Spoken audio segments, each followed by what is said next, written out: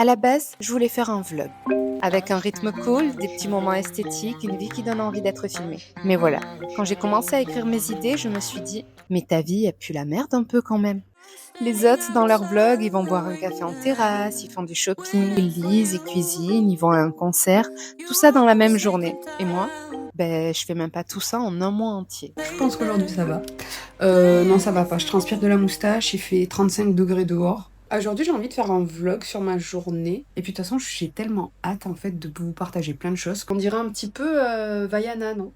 Donc c'est 12h51. Qu'est-ce qu'on va faire? Il fait 30 degrés chez moi. Tu m'étonnes que j'ai chaud. Alors je filme quoi? Mes 10 heures par jour devant l'ordi? Eh bien oui. Je vais me poser un petit peu sur l'ordi pour bosser, répondre à mes clients, faire tout ce que je dois faire parce que sinon je le ferai pas, je me connais. Et ensuite, on verra la suite du programme. Parce que c'est ça ma vie. Une vie banale qui se résume à scroller, travailler et parfois même procrastiner.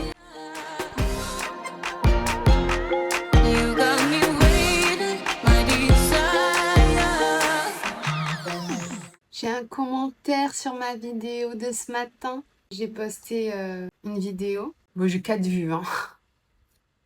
Je vais y répondre, c'est trop mignon. Hier aussi, j'ai eu un commentaire. En fait, j'ai lancé ma chaîne il y a 3 jours. Et j'ai déjà eu 2 commentaires d'inconnus. De meufs trop mimes en plus. Trop mignons les commentaires.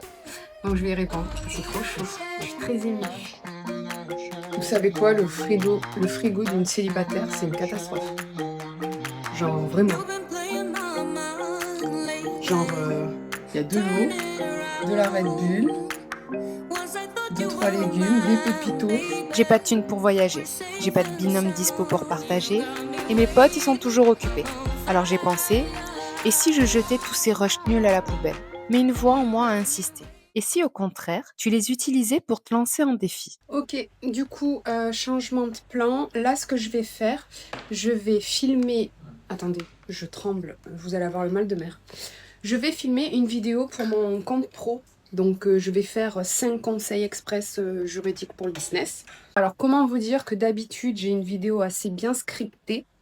Et que là, alors déjà, je vais devoir ouvrir les volets parce que je peux pas filmer dans le noir comme avec vous. Mais je vais devoir ouvrir, donc je vais mourir de chaud. Je vais devoir me changer parce que bon, une juriste habillée en...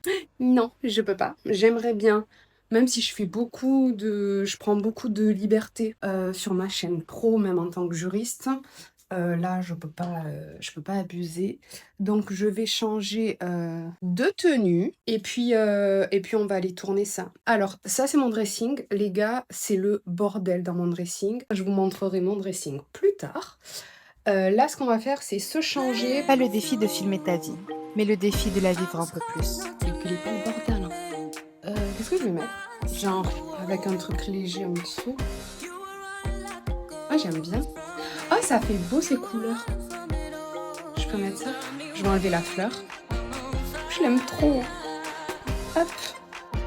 Voilà. Donc déjà, je suis coiffée, c'est parfait. Les ongles, c'est la cata. J'avançais dans ma journée et ça m'a frappé. Toutes ces journées à pas faire grand chose. C'est peut-être ça, passer à côté de sa vie. D'habitude, j'ai toujours ma broche Sonia Rykiel. Je sais pas où elle est. Elle est vieille en plus. Je l'ai achetée il y a super longtemps. À l'époque, vous savez sur quoi je l'ai achetée? Sur eBay. Qui c'est qu'à la ref de eBay? J'avais acheté ça. J'avais acheté aussi un sac Sonia Rykiel. Mais genre, j'étais super jeune. Ouais. Ça fait plus juriste, j'ai confiance en moi. Et du coup, comme j'ai pas ma pince, je vais mettre une boucle d'oreille. Vous connaissez l'astuce de mettre une boucle d'oreille? Et on y va, j'ai pas mon script, ça va être de l'impro. Mais j'ai pas posté depuis presque 2 semaines sur Juris Pro. Alors j'ai 34 ans, je sais pas trop où je vais, j'ai rien de prévu pour l'avenir, mais j'ai décidé d'apprendre. À monter, à écrire, à créer des histoires à partir de presque rien. Parce qu'on est souvent bloqué. On pense avoir une vie banale, on pense qu'on n'a rien à raconter. Et si on pouvait y faire quelque chose? J'ai essayé, c'était moche. J'ai recommencé. Encore, encore et encore. Et puis j'ai compris, ça ne sera jamais parfait. Mais au fond, c'est peut-être pas ça qui compte. Je me suis forcée à sortir. Et rien que ça, c'est déjà une victoire. Je suis dehors, je suis en train de me filmer, j'ai croisé 2-3 personnes. En fait, je me rends compte que tout le monde s'en fout que je me filme. En vrai. Il reste un seul vélo, les gars. Il est accroché ou pas? Il est pas accroché. Bien sûr. C'est pas moi. Il sonne, c'est pas moi. On va aller voir s'il y en a d'autres là-bas. Je sais pas si je prends un vélo, si je prends une trottinette. Ah mais il y a des vélos là-bas. On va aller chercher un vélo. Les gars, c'est la première fois que je me filme dans la rue, genre tout le monde capte que je suis en train de me filmer. Ben, je m'en fous. J'ai juste peur de croiser quelqu'un que je connais. C'est tout. Vous savez, les gens ils savent pas combien t'as d'abonnés. Donc, attendez, je croise des gens, je vais faire exprès de rester à me filmer. Je me suis baladée dans la ville, j'ai pris un vélo électrique. Truc incroyable, je viens de découvrir, parce que j'ai un vélo chez moi mais je l'utilise pas, il est dégonflé et tout. Mais je viens de découvrir que les vélos Lime, ils sont électriques. Genre c'est la première fois que je fais du vélo électrique. Voilà. Allez, bisous. J'ai traversé Marseille et je me suis rendu compte que c'est pas si compliqué. En fait, c'est même plutôt agréable. Les rues, les gens, le bruit des scooters, la ville qui vit autour de moi. Ça m'a donné l'impression de respirer à nouveau. Puis je me suis arrêtée en terrasse, toute seule, avec un café et mon iPad. Et j'ai travaillé. Bon, j'ai fini de faire du vélo et je transpire toujours la moustache.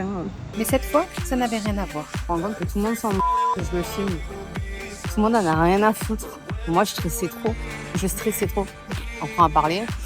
Je stressais trop que les gens me voient bizarre. Et moi, quand je vois des gens se filmer, la première chose que je me dis, c'est « Oh, la chance, elle a confiance en elle, elle se filme et tout. » Et donc, du coup, autant que je le fasse. Peut-être que les gens, ils se disent ça.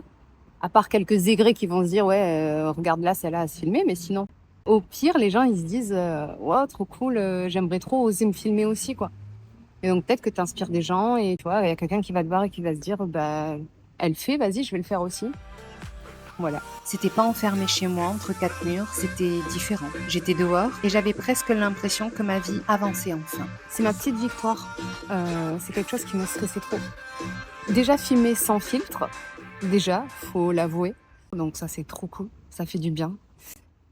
C'est un beau premier pas et d'être sortie. De pas être restée chez moi. J'ai observé les gens, j'ai admiré le paysage et je me suis souvenue que j'ai peut-être une histoire à raconter. J'avais besoin d'un café, mais alors je meurs de soif.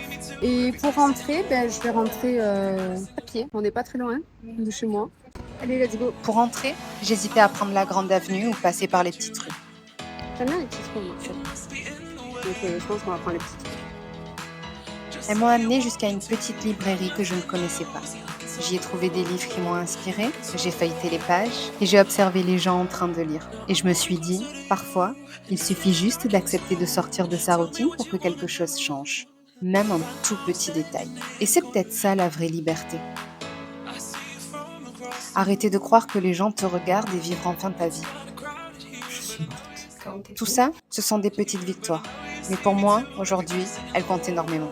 J'aurais pu rester chez moi et ne rien faire, mais j'ai décidé de raconter mon histoire. Ce qui compte, c'est de poster quand même, de laisser une trace, de transformer une journée vide en petite capsule temporelle. Parce que même une vie banale peut devenir une histoire si on accepte de la raconter. À la base, je voulais faire un vlog, et finalement, j'ai fait un souvenir.